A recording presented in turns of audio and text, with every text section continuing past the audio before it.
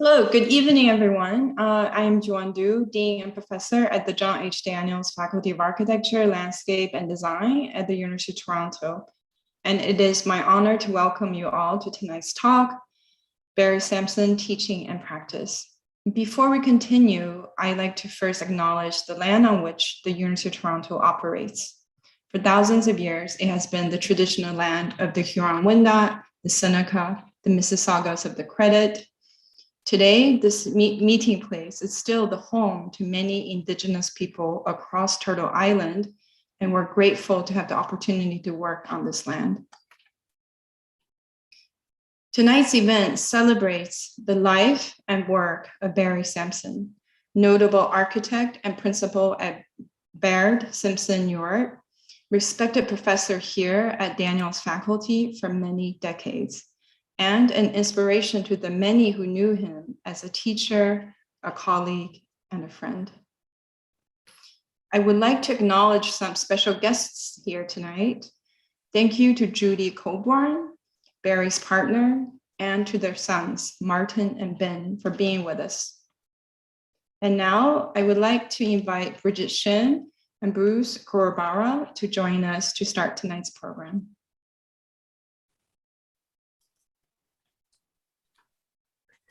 Thank you, Dean Du, for your warm welcome and for tonight's event.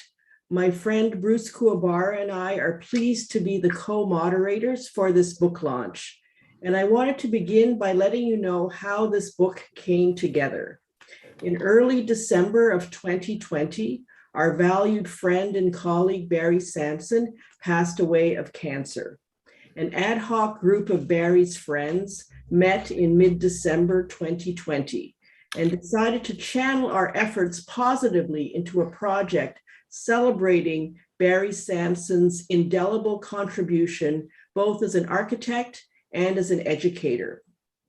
The idea of Barry's book was inspired by Barry's last public lecture, delivered in Principal Hall at the Daniels faculty at 1 Spadina in October of 2019. During this poignant and timely lecture, Barry posed 5 critical questions of practice. Question 1, for whom do we work? Question 2, can modernism move forward by looking back? Question 3, how could architecture respond to both weather and biological needs? Question 4, how does architecture give form to community? And then his final question, can a small critical practice survive in an age of technocracy? The book we are launching tonight, Barry Sampson Teaching and Practice, captures this last lecture and raises some critical issues about contemporary practice, and as well, how do we educate the architects of the next generation? So we're really delighted that you're all here to join us, and I'll turn it over to Bruce to give you an overview of tonight's book launch. Thank you, Bridget. As a close friend of Barry Sampson, it has been an honor to be personally invested in the making of this book and in helping to shape tonight's launch. We are grateful and very fortunate to have our editors, Brian Carter and Annette Leckerer, join us for this launch. They will share their vision for the book and how they chose to structure this publication. I will introduce the first session of this book launch. 4 contributors to the book, George Baird, Jan Nuert, Pina Petriconi, and Nader Tirani, have selected one image from the book to speak about. Our second session will be led by my co-moderator, Bridget Shim. We've selected 3 graduates of the Daniels faculty who had Barry Sampson as their thesis advisor. Stephen Bauer, Navka Kosovic, and Jeffrey Turnbull will share their experiences with their teacher, Barry Sampson. Then we will ask the audience to share their questions with all of us. Please send in your questions to our chat line, and we look forward to a lively and engaging discussion. I'd now like to welcome our editors, Brian and Annette. When our telephone rang in January this year with the request to help to create a book, Barry Sampson, we were very enthusiastic to get to work. And as architects and teachers, we had both participated in final reviews for U of T's comprehensive studios and recognized Barry's stewardship and the quality of his students' work. We were also aware of Barry's role as an architect and a principal at Baird Sampson Newark, and impressed by his commitment to practice.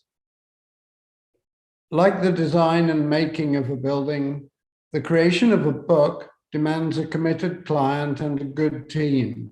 And we were encouraged as plans were developed with Barry's dedicated colleagues. The patience and hard work of our research assistant, Alexander Tukas, and the skills of the architect and book designer, Christian Unverzak, were fundamental and made a very good team.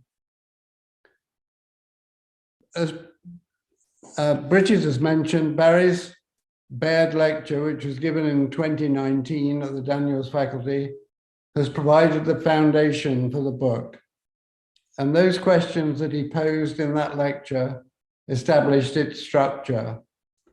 Those questions highlighted the preoccupations and challenges of practice and his commitment to the education of architects.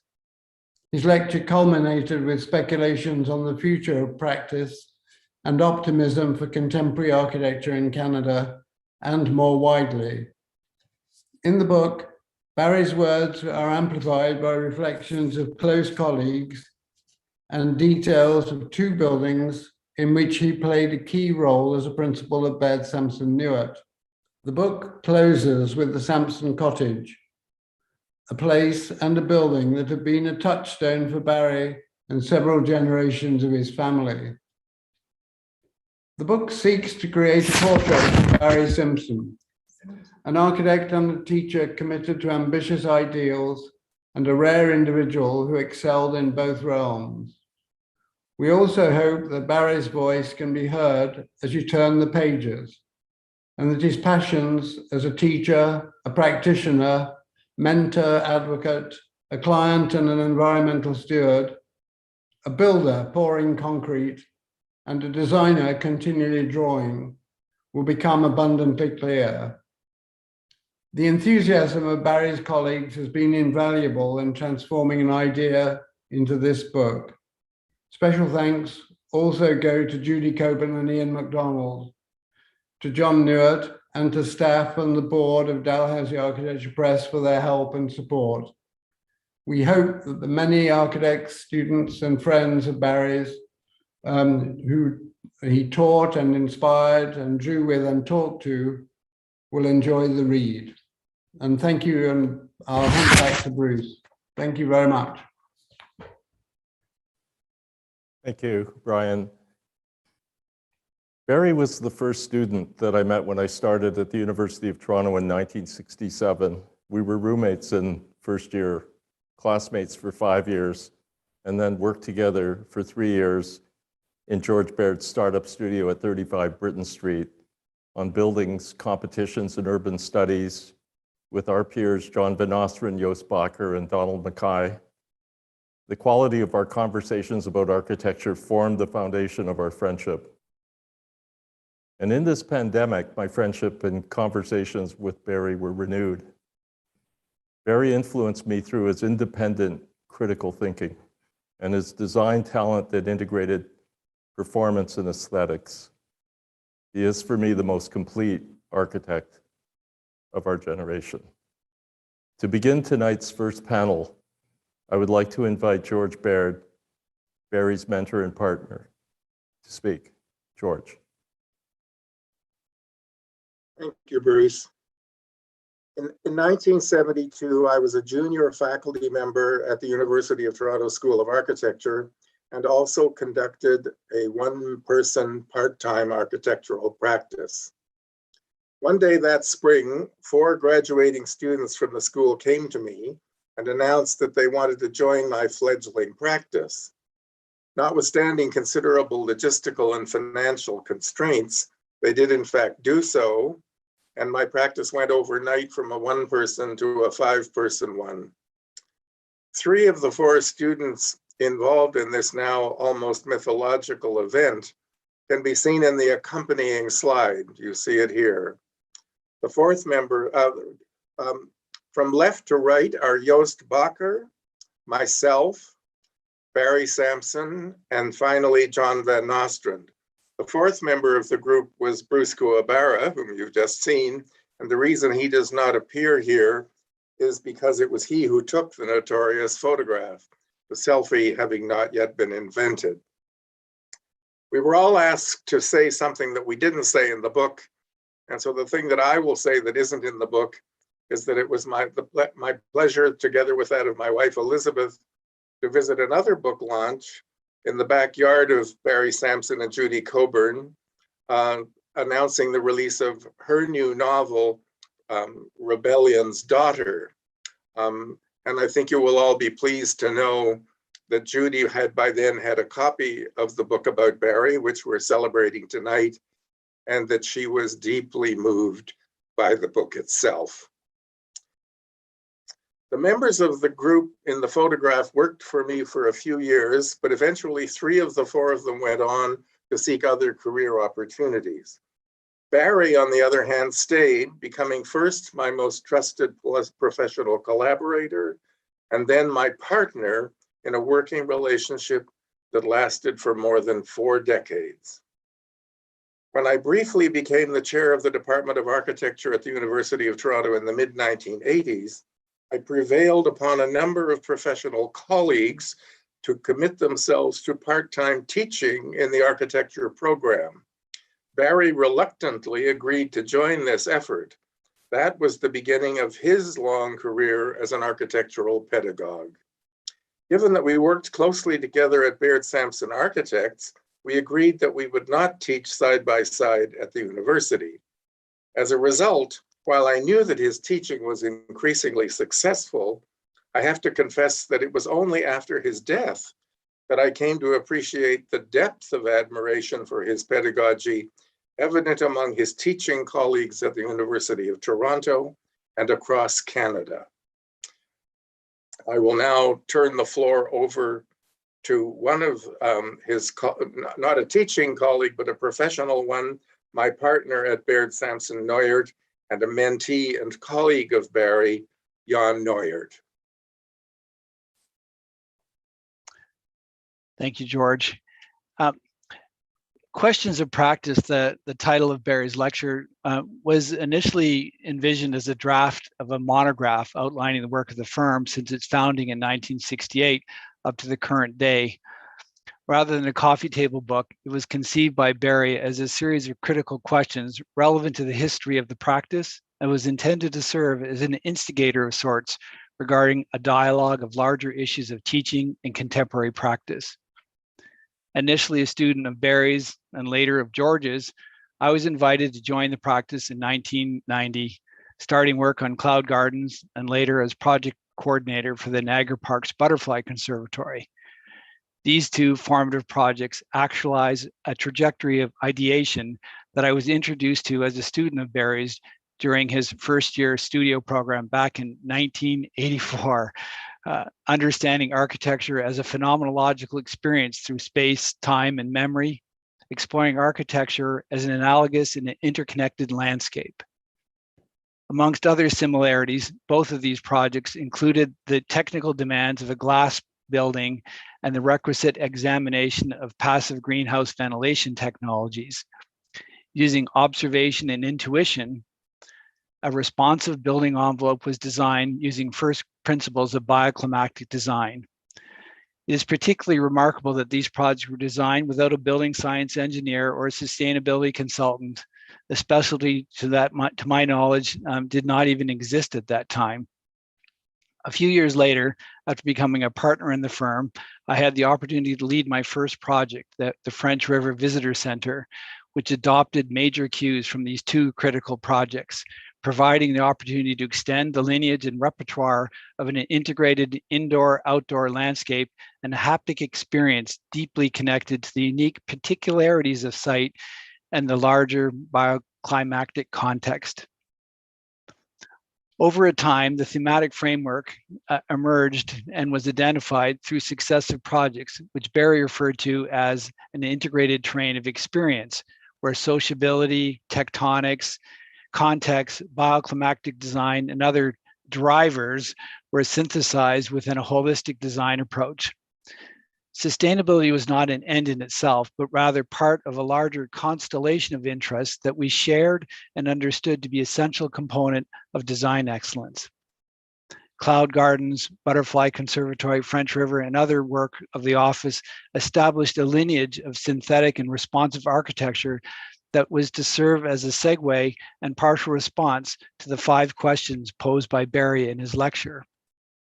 It is notable and poignant that the Butterfly Conservatory and MacEwan Graduate Research Building were both recipients of major national awards in 2020, the year of Barry's death. These recognitions demonstrate Barry's commitment to innovation and bookended a continuous line of investigation that extended from the periphery of mainstream architectural production, the Butterfly House, to ultimately inform and demonstrate how bioclimatic design and holistic design concepts can be integrated within a conventional building practice, help inform identity and form making. And in response to another question, how modernism can be renewed to respond to biological needs, give form to community, and contribute to how critical design can rise to address the existential threat of climate change. I am truly honored and humbled to have worked alongside Barry and to carry forward the mantle that bears George and Barry's lasting imprint on BSN architects. I'm now welcome Pina Petriconi, a former teaching colleague of Barry's and a brief colleague of mine at Baird Sampson Architects, to speak. Thank you. Good evening, everyone. Thank you, Jan. So I would say that within the context of Barry's 5th question, can a small critical practice survive in an age of technocracy? He admits, the joke in our firm has been, we specialize in everything. I think some of us can relate to that. Not so convenient when competing in a selection process that by definition favors firms who design the same kind of project over short periods of time. However, he goes on to describe, we are learning to look for the ledges, crevices, and places out back that other firms may not have populated.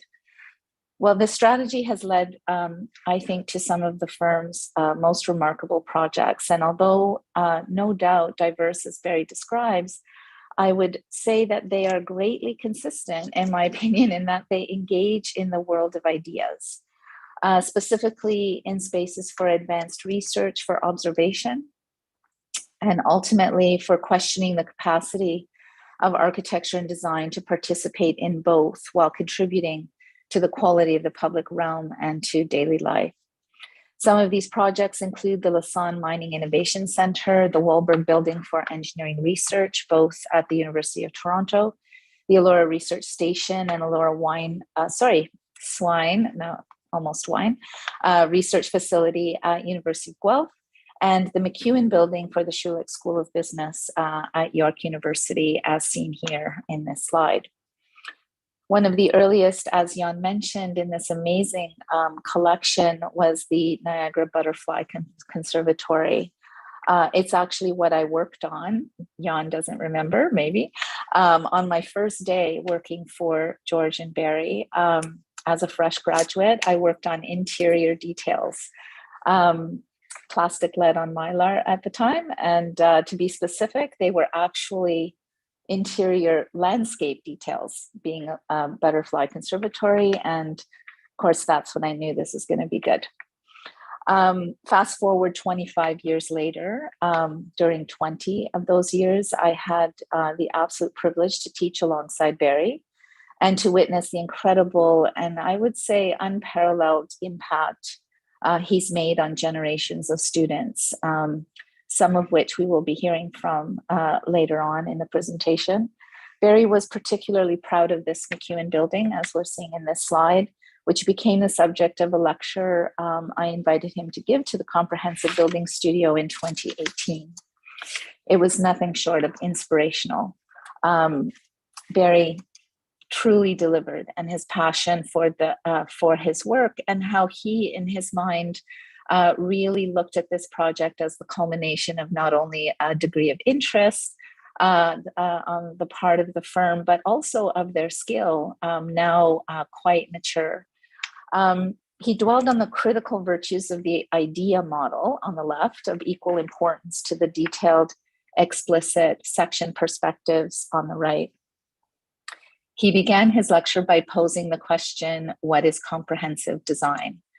And in true Barry form, he answered his own question by saying, it's just what architects do.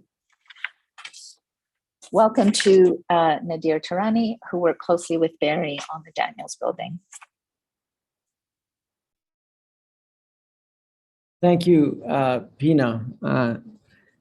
And it's a great pleasure to be here tonight. Thank you, Bridget, for inviting me. I met Barry probably 2-3 decades ago, but it was right after the 2008 crash when we were left to undertake about 10, 12 competitions, of which the Daniels faculty was one of them. I hear that Barry was not a great fan of our scheme, but somehow we won that scheme. And Barry was there in a great way to pick up the mess that we'd inaugurated. With a new dean in place, Richard Sommer, myself, over 10 years ago, a completely unaccomplished architect, we set out to take on a new project for the Spadina Circle. I've thanked Richard Sommer on many occasions for his perseverance in making that project happen. But what I probably haven't said correctly and properly is that this project could not have happened if it were not for the patience, the maturity, and the tenacity that that Barry brought to the two of us. He was the adult in the room, as it were. And it became all the more difficult, obviously, a project that could have been done in one phase, probably in a year and a half, took many, many more years with many more phases. But that turned out to be a good thing for Barry. He was the champion of building systems, of an integration, of a multifaceted discussion. He integrated the faculty into the process, and he was a fierce advocate of a great range of things within the building that I could never have authored. Among them, the bubble deck that you'll never see but is embedded in there as part of the structural logic of the concrete decks. The building automated systems that track the performance of the building.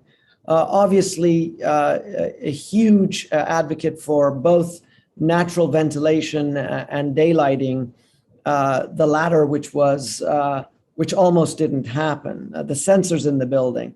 The kind of engagement of our team with the Fab Lab, some of whom built the building actually, and then the Grit Lab that happens on top. The list goes on and on and on, but after all this, essentially Barry became not only a mentor, a colleague, but also a friend, and somebody who I can clearly say is an author of this building. Late in the stages of the building, long after the design was over, I got a call on the plane on the way to Australia telling me that the skylights are out. We have to flatten the roof and we've got to put some prefab skylights up there. And I got a call from Barry saying, no, you can't give up on this. You do have to reconsider how is it that those skylights may be refashioned.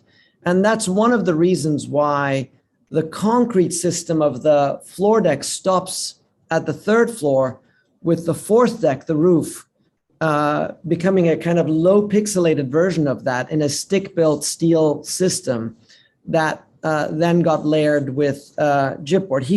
He was fastidious and he was tenacious in the argument for the building.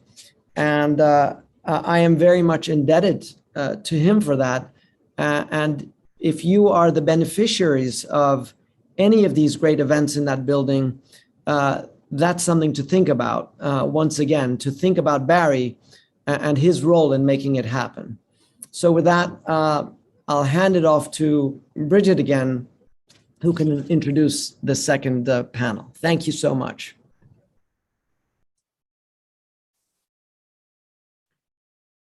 Thank you, Nader. Thank you, George. Thank you, Jan and Pina, for sharing your invaluable insights about Barry Sampson. When I was a recent graduate, Barry Sampson was a valued critic who always had time for Howard and I, providing in-depth insight into our work. Whether it was a chair or a building, we learned so much from Barry. We understood the crucial role that drawing played as a critical tool for thinking and designing. As a young faculty member at Daniels, I spent many hours with Barry as a faculty colleague in the chaotic studio spaces at 230 College Street and at 1 Spadina, reviewing student work and discussing ideas about architecture, further deepening my own architectural education.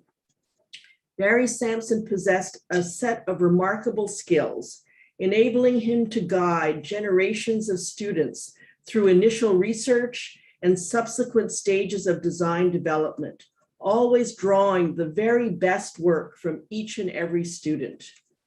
The firm Baird, Sampson Neuert is a critical practice that spans 3 generations. Barry Sampson taught at the Daniels faculty for 3 generations. So tonight we've asked 3 really exceptional students who really for me represent 3 generations of Daniels graduates to share their experiences with Barry Sampson. The thing that binds them all together is that each one of them had Barry Sampson as their thesis advisor.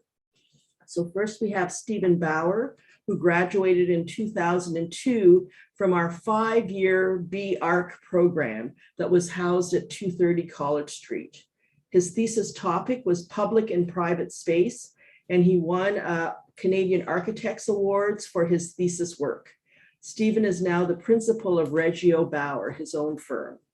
The second speaker is Novka Kosovic, who's an M.Arch graduate from 2013. And her thesis topic was the museum, architecture and mediatizing trauma. Novka is now a principal of Bow and Koss Studio. And finally, Jeffrey Turnbull, who graduated in 2009 from our M.Arch program. Jeffrey's thesis topic was residential architecture and mass customization. And now Jeffrey is the Director of Innovation at KPMG Architects. So first I'll welcome the first of our 3 graduates, Stephen Bauer. Thank you.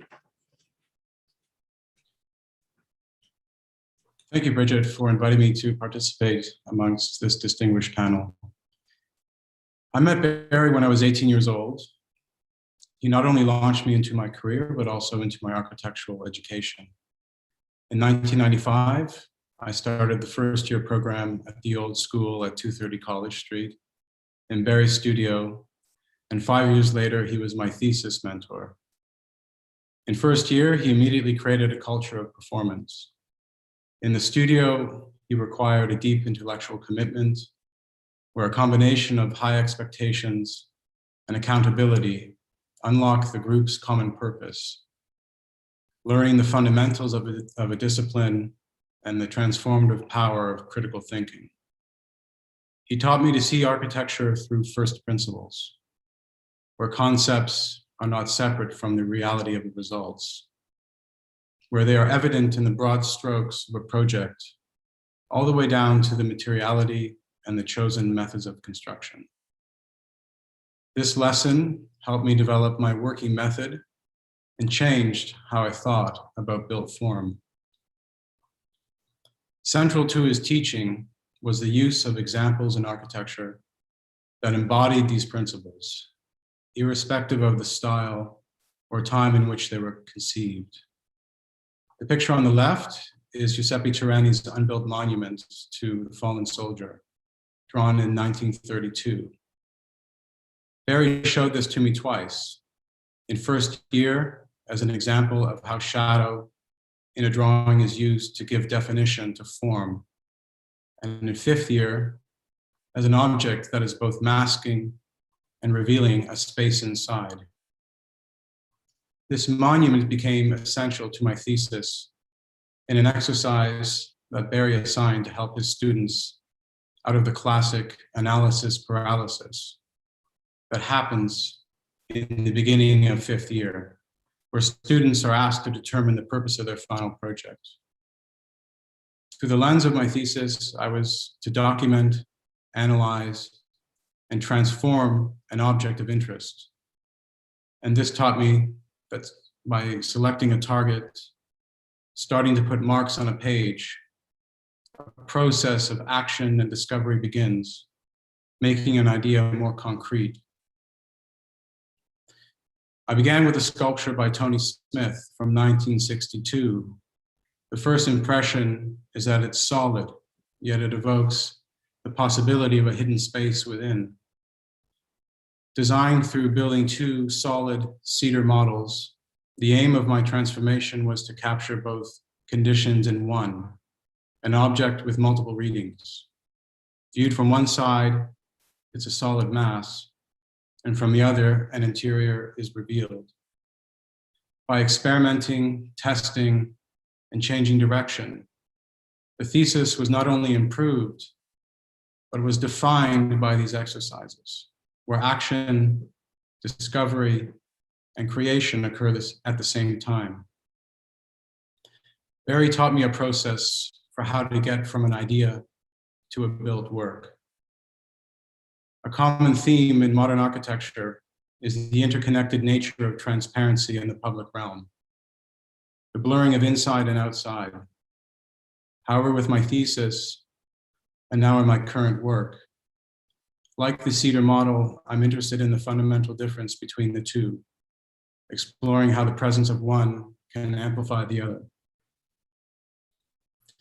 With these lessons on working process, my thesis was not only an abstract exercise, it's lived on as a subject of study in our studio and continues to influence how I think about built form. Pictured is a private residence currently under construction. As you approach the property, the building is covered in a single material and appears quite solid, with entry points on the sides concealed from view.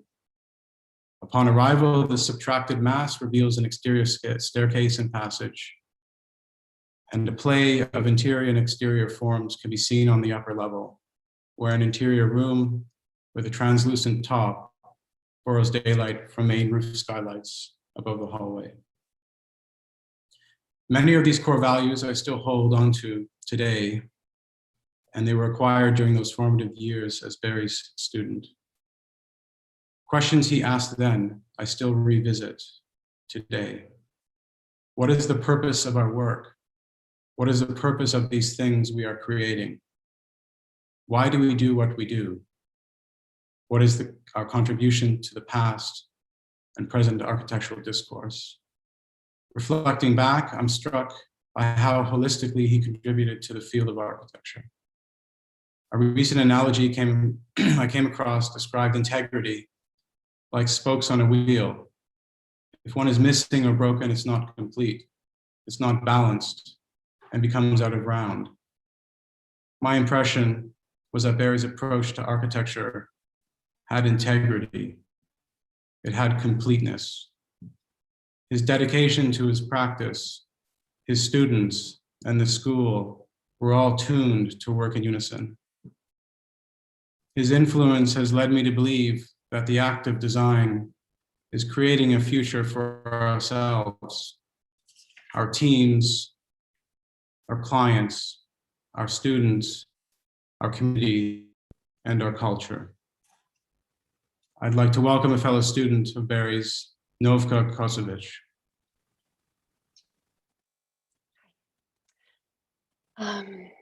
After taking Eric Beck-Rubin's class on monuments, It inspired me to go back home and visit World War II monuments across former Yugoslavia for a potential thesis topic. The events that are tied to these memorial sites are horrific, but there was another layer of traumatic stories that I discovered 50 to 100 kilometers away from the sites, which were architectural everyday spaces that were perverted by the Civil War during the 80s and 90s. These diagrams that are presented to you are significant to me because for such heavy and overly complicated topics, Barry taught me to simplify. For example, bringing the stories into architectural graphic standards for everyone to understand. Now this logic of simplifying is my backbone when applying for public art competitions. Simplifying can take you all the way to the finish line. Next slide. After my thesis presentation, Barry didn't say goodbye and good luck in the real world. He handed me a contact information of Anna Maria Tremonti, formerly from CBC Radio. And he said she was expecting to hear from me. This contact helped me and led me to be part of Nuit Blanche in 2016, which ultimately opened up many doors for me. This is more of a life lesson and a microscopic look of how Barry's character was back then. Barry passed the baton to someone that he thought would be a great role model for me for the years to come. I strive to be like this every day, to give more than what was expected. Next slide. Besides giving more, every day I worked overtime, I simplified and practiced, just like what Barry advised me to do. Slowly but surely, organizations, city councilors, and curators from Museum of Toronto, TVO, City of Mississauga, they started to get in contact with us for future and potential projects, which ultimately led us to pursue a practice in not only architecture, but public artwork. In Ontario, public art competitions is like a small pond in comparison to the high volume of architectural interior projects we have. But however, Barry's influence carried a tremendous ripple effect for us. And although we're just starting to pursue public art professionally, my partner and I, we're just excited to see where it's going to take us. As his thesis student, I can see now that whatever Barry taught me was only catered for me. His advice, his references, his constructive criticism were rarely recycled for the next student. And I can confidently say that Stephen and our next speaker would agree. So welcome to another student of Barry's, Jeffrey Turnbull. Hi, thank you, Novka, and thank you to Bridget and Bruce and the rest of the organizers for inviting me this evening. It's an honor to be included here, and it means a lot to me to be able to say a few things about someone who I really looked up to and who probably more than anybody else informed my idea of what it means to be an architect. I met Barry in 2006 when I was in second year of MArch. Barry is my instructor for Comprehensive Studio. Two things really stood out about Barry right away. And the first one's, in the title of the book, Teaching and Practice. I think to a person, everybody here tonight has said, Barry was good at one or both those things. So I will just pile on. Barry was exceptionally good at both of those things.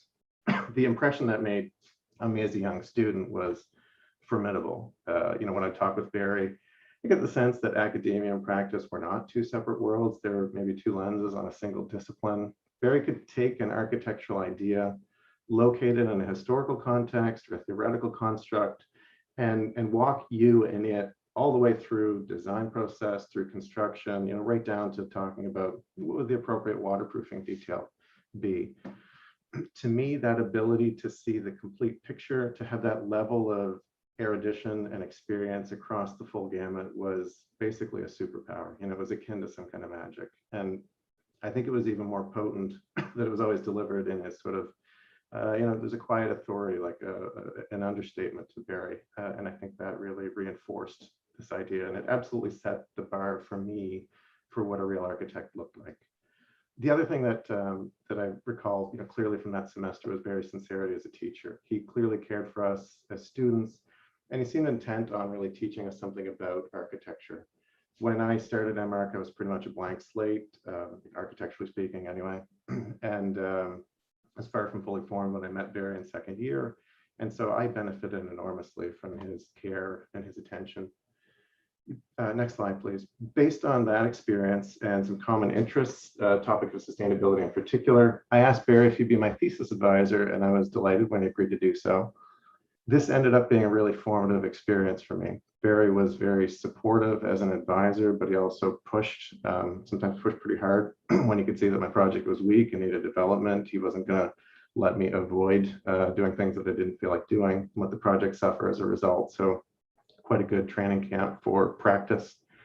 But thinking back on that experience now, I realized that one of the most important lessons I learned early in my career came from that time with Barry. And that is specifically that for a work of architecture to be truly valuable, it needs to be successful on multiple levels at once.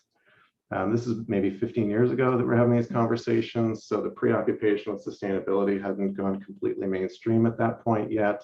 And you'd often see like in projects that were kind of attempting to be sustainable could be pretty didactic about it, sometimes to the exclusion of other considerations in the project. Barry wasn't having any of that. The picture on the screen right now is of the gymnasium at the Tom Selwell's Elementary School.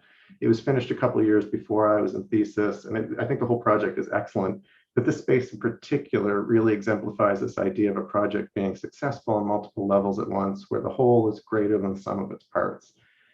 The room is a gymnasium. It fulfills the programmatic requirements of the gymnasium. I think it's a handsome room. I know that it represented good value for the client, but it also creates a connection to the community outside through that glazing at grade.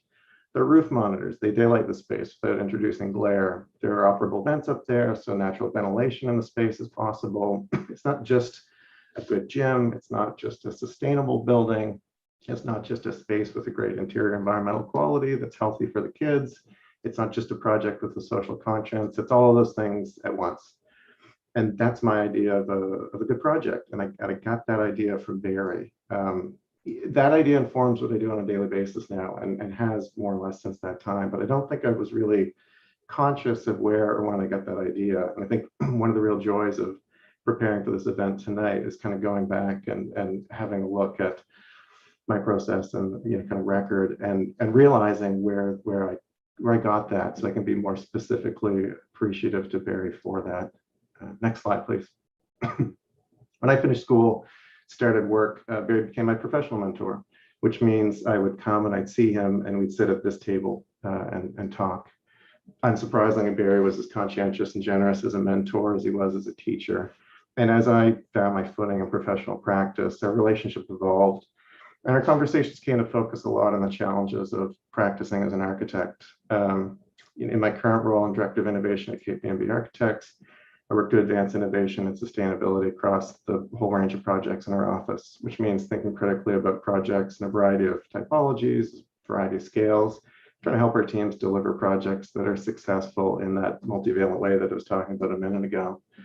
Looking back through the book and thinking back to the lecture on the day, I was kind of struck by the parallels in my current role and the breadth of projects that others have noted this evening Barry took on in practice. And I think Pina actually mentioned specifically the joke that he made in the lecture about how they specialize in everything, and that feels familiar to me as well. Also, like Pina brought up the fifth question in his lecture, that was one that really stuck out to me as well. And it was particularly bittersweet, but kind of small critical practice survive in an age of technocracy? Both because we talked about that quite a bit during my mentorship with Barry, and because it's something that I grapple with in my current role now. I don't actually know the answer to the question, but I do know that I have Barry to thank for being able to understand why the question matters, for being able to recognize the issues that Barry identified in his lecture as current procurement practices continue to push the profession towards commodity consulting services, that what's at risk of being lost is the most valuable kinds of architecture, those projects by practitioners like Barry that succeed at many levels simultaneously, that transcend the sum of their parts and that elevate the fabric of our lives. I feel incredibly fortunate to have had as much time with Barry as I did. I'm grateful for this time this evening. Thank you again. Now back to our moderators, Bruce and Bridget. So thank you so much, Novka, Stephen, and Jeffrey, for really sharing such wonderful insights with all of us. Now I think, Bruce, what we're heading to Q&A.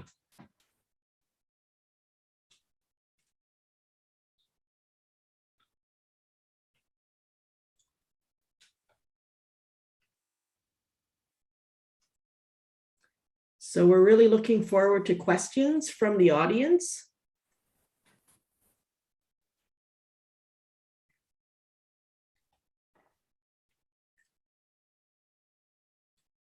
So do we have any questions?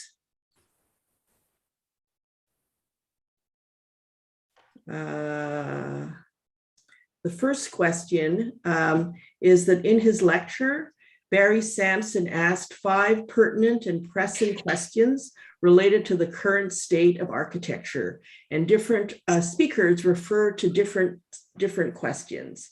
The question from the audience is, are you planning a symposium where you can unpack each of these questions further and respond to the challenge that Barry laid down to all of us? Is there anyone that wants to answer? Maybe Dean Ju, would you like to kind of respond to that?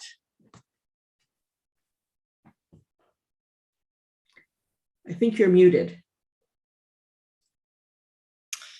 Thanks, Bridget. We did kick off this year's, or this semester's, but I would imagine this year's public programs with this idea of asking questions and asking critical, crucial, challenging, difficult questions. So it's really wonderful to be able to see that this form of kind of inquiry and curiosity that drives all of us, it is an integral part of both the legacy of the school, as has been demonstrated by Barry Sampson's lecture and his book, the work.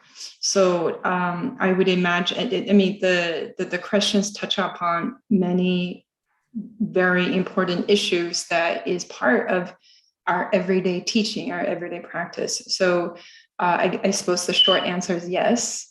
I look forward to be able to hold many future occasions for discussion, for seminars, for symposia on these somewhat timeless questions that really questions the validity and the future of what is it that we do as in our professions and in our disciplinary field.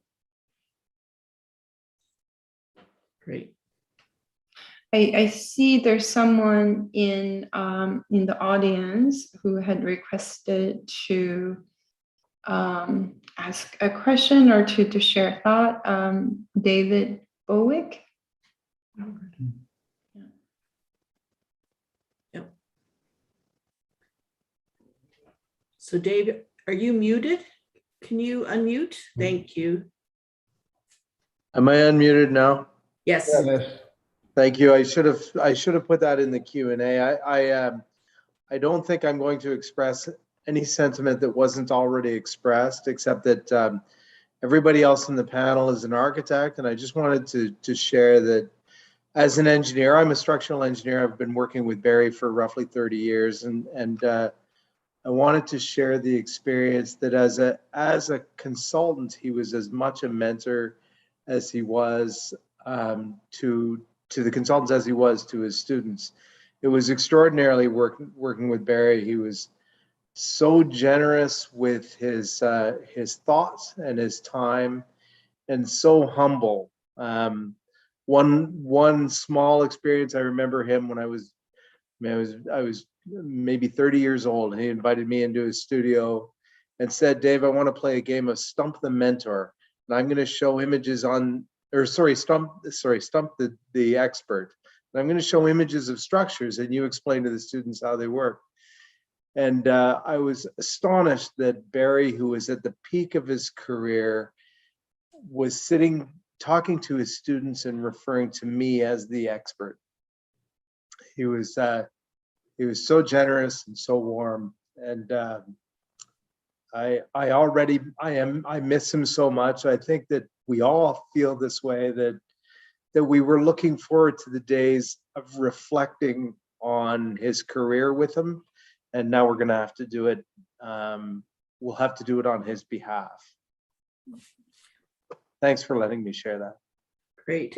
Thank you so much, Dave. Really appreciate it. And Dave has also been a faculty member at the Daniels, teaching engineering to architecture students for a very long time, and has also had a huge impact. I just want to read one more question.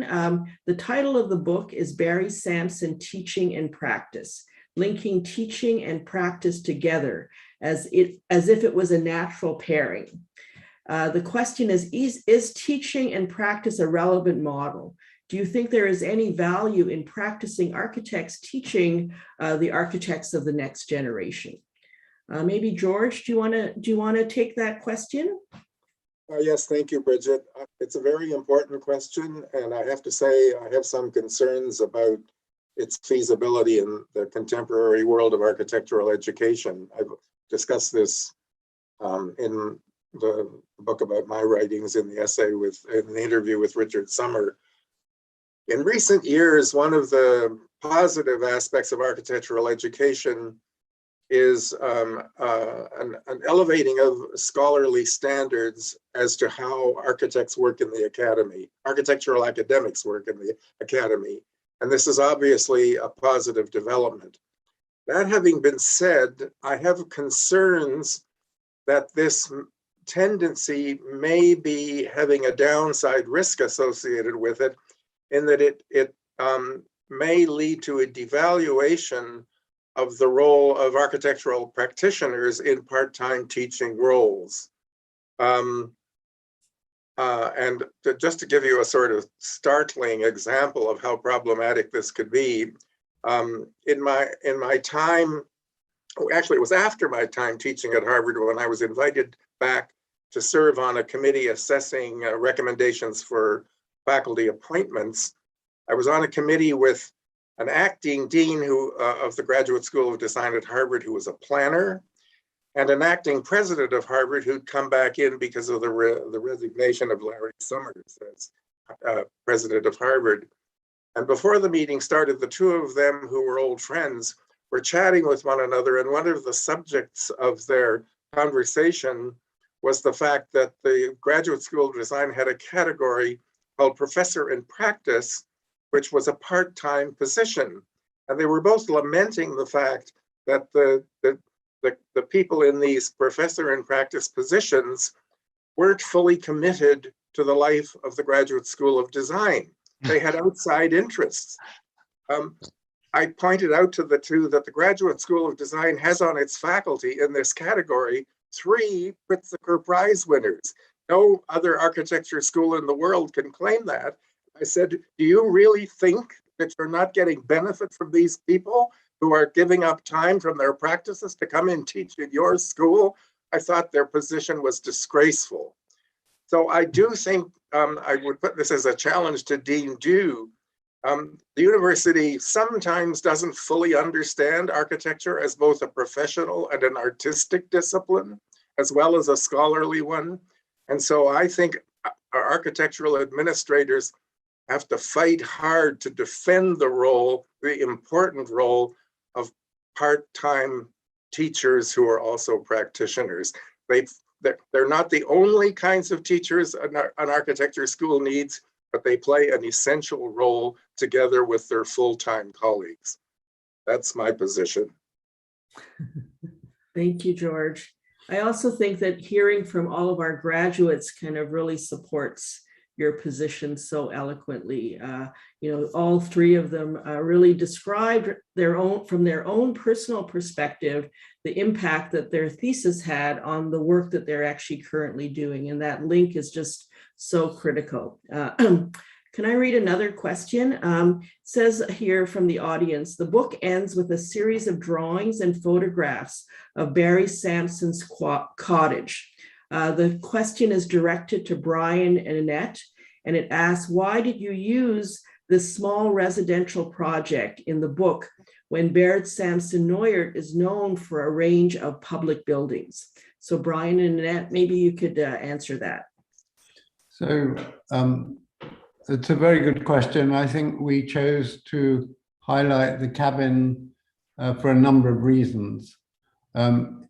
I think that first of all, as it's a backdrop to this presentation for everybody's picture on the screen here, it was also a backdrop for Barry's life. And so I think that from that point of view, it was a very significant project. The cabin was built by his father in 1950. It was 750 square feet, and it was deteriorating. And so it was obviously a candidate for demolition and reconstruction. And Barry really was very conscious about the importance of history. A number of people have talked about that already, I think. He was also very interested in and committed to sustainability at a time when perhaps it was not a word on everybody's tongue. And also, I think, perhaps most importantly, he was very interested in accommodating the needs of people and his family. And again, that's come through from the messages from the students tonight. And so I think all of those things mean that the Sampson Cottage not only underlines his inclusive approach to design, but it underlines his humanity. And I think that that was something which came through very strongly in the conversations with the people who were interested in preparing the book, and also as we were trying to design a book that really spoke for Barry. Great. Thank you guys so much. Another question from Giulio Bruno is how this conversation shows how important is a face-to-face teaching experience, how precious it is in our profession. On the other side, there is a tendency to push remote teaching alternatives, which this pandemic so contributed to accelerate. Do you think we can avoid this? Or they're saying also that we must avoid it, but it's posed as a question about teaching remotely versus teaching in person. Does anyone want to respond? I would like to say something, Bridget. Sure. Marshall McLuhan said a lot of things, but one of the things that he said that really had an effect on me was that he said that when one technology replaces another, the former becomes an art form. And he used penmanship as his example, that, my parents had great penmanship. Sometimes I can't recognize my own signature. And what he was saying was also applicable to this in the sense that, we're texting and emailing and Zooming, but the art of conversation is what I think is the most important aspect of education and learning. Conversation, the art of conversation. And I think in the pandemic, what I've come to realize is that how important friendships are. There's an incredible issue of the New York Times, which talked about friendship in the pandemic. And it was very, very interesting, intergenerational, very diverse combinations of communities, all surviving in the pandemic through friendship. Friendship itself, I think, is an art form. So the things that I would reinforce are, because it is my experience with Barry, we started having these conversations that went well into the night. It was like an all-nighter of just debating Barry, and he was very good. He was very, very firm in his positions, stubborn sometimes for me. But at the end of the day, when I look at the screen and I see all of the different intergenerational figures, I think that's the culture of architecture, and it's very much about the real. There's a premium on real materials, real face time, really immersive. And it will never, McLuhan also said it will not replace, obviously, it will not push out entirely the new technology, and they will coexist. And right now we're in an imbalance. And so, I just would say, in terms of friendship, communication, conversation, that's what we need to regain as a community. And one of the things I love about this project is that in spite of the great loss of an individual, he somehow sparked the formation of community. And I thank him for that. Thank you, Bruce. That was so poignant. There's a question from Dave Bowick, who we heard from, but he actually is saying, and I'm just reading the question, Barry was a lover of technology. He loved structure. And Dave is saying, as I know as a structural engineer, he loved building systems, mechanical systems, both passive and active.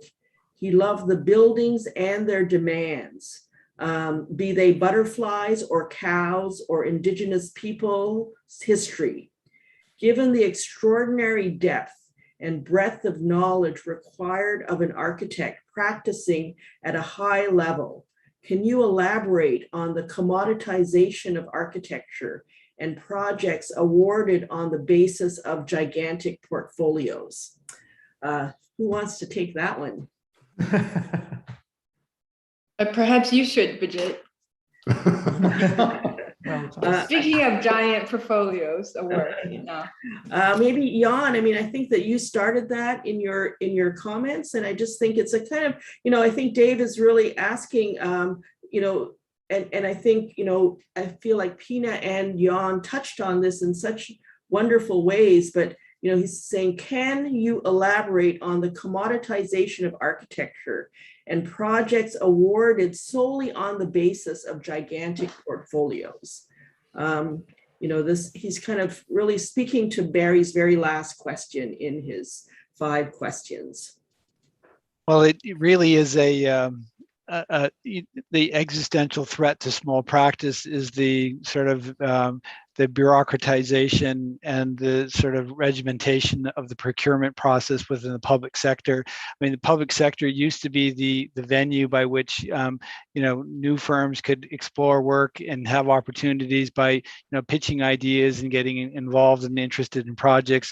Like MJMA architects started their whole initiative under a kind of premise which wouldn't even be permitted today, and by pitching a project, understanding the needs of a client, and really zeroing in on particularities of interest, and it's kind of tragic that that's the formulation of ideas as really are not even considered anymore, and it's also in the public procurement world, the idea of design excellence is almost a dirty word, and it has no value as part of the the evaluation of firms and their commitment to work, and really what they're there's a kind of primary interest in, as you say, the kind of repeat project, and the typologies that you can churn out to produce a body of work that allows you to meet basic procurement standards of the, they have to have 3 projects of the same type within the past 5 years. Well, small practices, if they were dedicated to producing such things, would have to become focused on the realization of that building type alone, and or be forced to become a large, more corporatized design type firm. And so that there's this sort of problem, which I think is expressed in Barry's book or in his lecture, about the challenge of, how do you ever get to design a school if you're always required to produce 3 of them? I mean, this is clearly a major issue, and I think a topic that would warrant a session about how small firms, creative and critical practice can survive in this kind of age of technocracy, pardon me, and I would kind of take up the idea that Dean Du had suggested about formulating some other future sessions that talk about these issues and really perhaps couple this with a celebration. I know today's book launch event was originally conceived to be an in-person event, and I know that sociability and was a central theme of Barry's work and his life in the school, and we certainly all welcome the opportunity to bookend the celebration, the retirement celebration that occurred at Barry's Baird lecture event as really a way of continuing the spirit and the questioning that he's brought to us. Yeah. Thank you so much, Jan. So I think we're going to If I could, sorry, I just wanted to add very briefly, I think there was 2 parts to David's question. The first part of Barry's just his love and passion for technology. And I think that's so important to recognize. I mean, Barry talked a lot about actually feeling for our students who push us every day when it comes to dealing with new technologies, and not dealing with new technologies, but really taking responsibility, I guess, for adopting new technologies. And in his work and in his teachings, I would say that Barry worked hard to teach students and to apply a general rule that technology is essential, but it's essential at the service of design excellence, not for its own sake. So very important. Great. And what a great way to close our Q&A period. And now I just wanted to, first of all, if we could have the next slide, please. It took a large number of collaborators to really make this book launch possible. And we just wanted to thank and recognize all of them for such great work and for making this event a wonderful success. I'm going to hand it over to Bruce. Can we get the next slide, or is there a next slide? This one here, yeah. Okay. The book Barry Sampson Teaching Practice was a 10-month project that brought everyone together. We wish to thank each and every one of our book collaborators and contributors for their contribution to this amazing book. I want to urge everyone to go out and buy this book. It's really a worthwhile thing. It'll change the way you think of things, I think, and you'll see a community at work. Bridget. Great.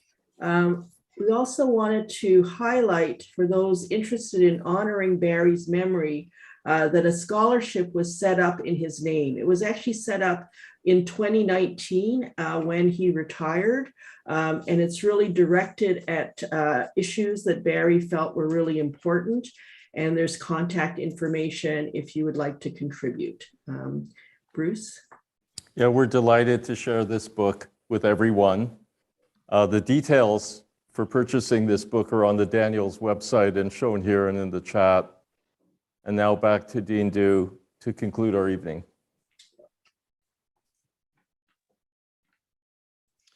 Great, thank you. Thank you, Bruce and Bridget. And I believe if someone can please put details on how to purchase the book in the chat now, just for our audience and participants.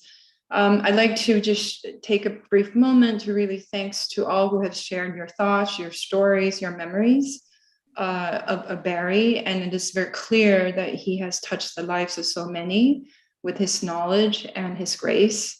And as a relative new member of the Daniels community, I could definitely see and have witnessed how Barry's various contributions to the Daniels faculty are immense and also long-lasting.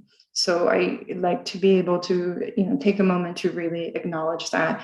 And much of the conversations we had tonight, whether it's on technology, on the critical issues of teaching and practice, which I believe is at the heart of design education. George had mentioned earlier about that it's important for faculty academic leadership to be able to champion for the importance of practice and the importance of practitioners to be educators. And that is absolutely something I firmly believe in. And I think the Daniels faculty has built a tremendous legacy of design excellence in large part owing to the educators and professors and lecturers, whether it's sessional, part-time. It's been a tremendous effort from everyone, and that design excellence and the reputations of the Daniels faculty as an excellent school of architecture was solely, or is solely, possible based on these contributions from the various fields of design and architecture. So this is definitely something we will continue to grow and to develop. This is actually something I think all of us, whether we're in roles of administration, in roles of academic leadership, in roles as a studio teacher, a thesis supervisor, I think in each of our various roles, we should all continue to cherish and to advocate and to have a firm belief that this is the legacy not only of Barry, but this is also the legacy of great schools of architecture that we're all benefiting from. So with that, I would like to thank everyone for joining us tonight, and I wish everyone to have a great night.